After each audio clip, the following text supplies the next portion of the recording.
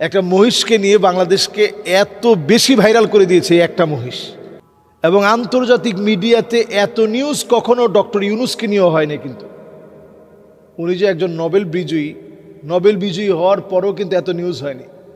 তো এই সাদা মহিষটা আকার আকৃতিতে মহিষ হলেও তার চুলের গঠনটা এবং তার চোখের নিচের যে ফোলা অংশটা, এটা এতটাই বেশি ডোনাল্ড ট্রাম্পের সাথে মিলার কারণে নামের সঙ্গে যখন আমরা ডোনাল্ড ট্রাম্প বলতে বলতে এমন হয়ে গেছে, এখন আসলে তাকালে মনে হয় কেমন যেন মিল আছে চেহারায়। তো অদ্ভুত এই বিষয়গুলো থেকে যখন আন্তর্জাতিক মাধ্যমে এটা ফলাও হয়ে প্রচার হলো, তখন এটা নারায়ণগঞ্জে অ্যাগ্রো এটা বিক্রি করেছিল, ওনাদের কাছে এটা ফেরত দেওয়া হয়, ক্রেতার কাছ থেকে টাকা নিয়ে ফেরত দিয়ে দেওয়া হয়। পরবর্তী সময়ে এটাকে তার খামারে নিয়ে যায় এবং সেখান থেকে এখন চিড়িয়াখানায় আছে। এখন তাকে দেখতে কিন্তু টিকিট লাগবে। তো দেখেন বাড়াবাড়ি আমাদেরকে কোন জায়গায় নিয়ে যায়। একটা মহিষ, এই মহিষটা হয়তো আল্লাহর জন্য কোরবানি হতে পারত, সেই মহিষটা কোরবানি হলো না, এখন তাকে চিড়িয়াখানায় নিয়ে যাওয়া হলো।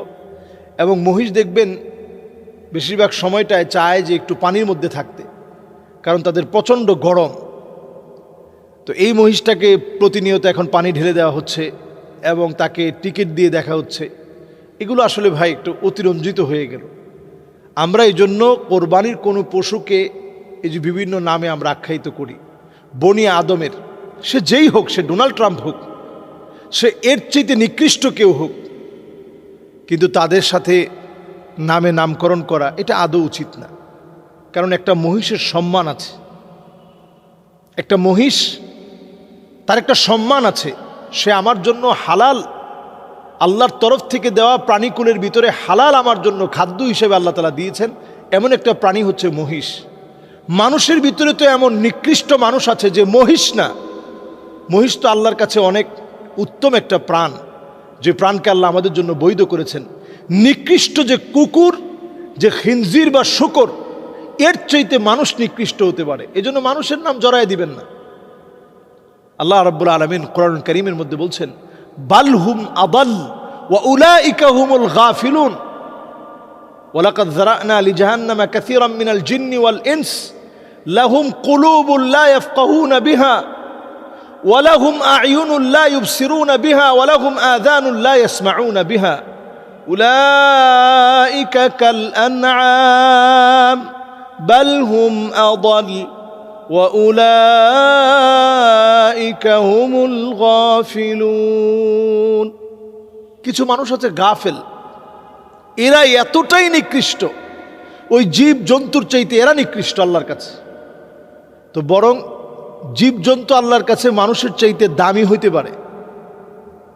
এজন্য আমরা নিকৃষ্ট কোনো মানুষের নামের সাথে হালাল কোনো বস্তুকে জড়ায় দিব না। আমরা জড়ায় দিয়ে তো তাকে বিপাকে ফেলে দিলাম, জড়ায় দিয়ে তো আমরা ওই বিক্রেতাকেও বিপাকে ফেললাম, যিনি ক্রয় করেছেন উনাকেও বিপাকে ফেললাম।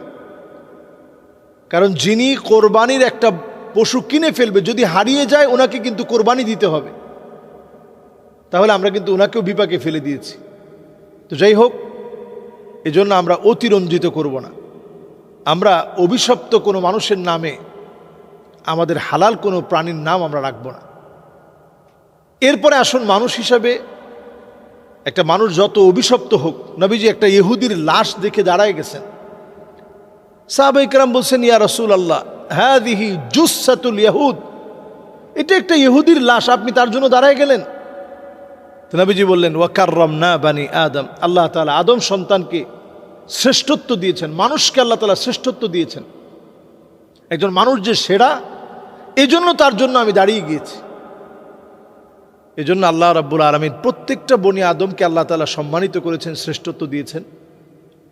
এজন্য নিকৃষ্ট যতই হোক, আমরা অন্তত আমাদের হালাল কোনো পশুর নাম ওই নিকৃষ্ট মানুষের নামটা এখানে এনে লাগাই দিতে চাই না। আবার ওই মানুষকে আমরা এতটা অসম্মানিত করতে চাই না। কারণ আল্লাহ রাব্বুল আলামিন প্রত্যেকটা বনি আদমকে আল্লাহ তাআলা সম্মানিত করেছেন, ইজ্জত দিয়েছেন। বনি আদম যত নিকৃষ্ট হোক, আল্লাহ তাআলার বড় আদরের। আল্লাহ রাব্বুল আলামিন যে কোনো সময় বনি আদমকে আল্লাহ রাব্বুল আলামিন যদি একটু তওবা করে নেয়, আল্লাহ তাআলা মাফ করে দিতে পারে। এবং ঈমান যদি আনে তাহলে তো আল্লাহ তাআলা মাফ করেই দিবে। কাজে আমরা দেশকে সংকটে ফেলতে পারি বিভিন্ন এরকম নামগুলো অনেক সময় রাখার মধ্য দিয়ে। এই কাজগুলো আমরা করব না ভাই। আল্লাহ তাআলা আমাদেরকে বোঝার তৌফিক দান করুক।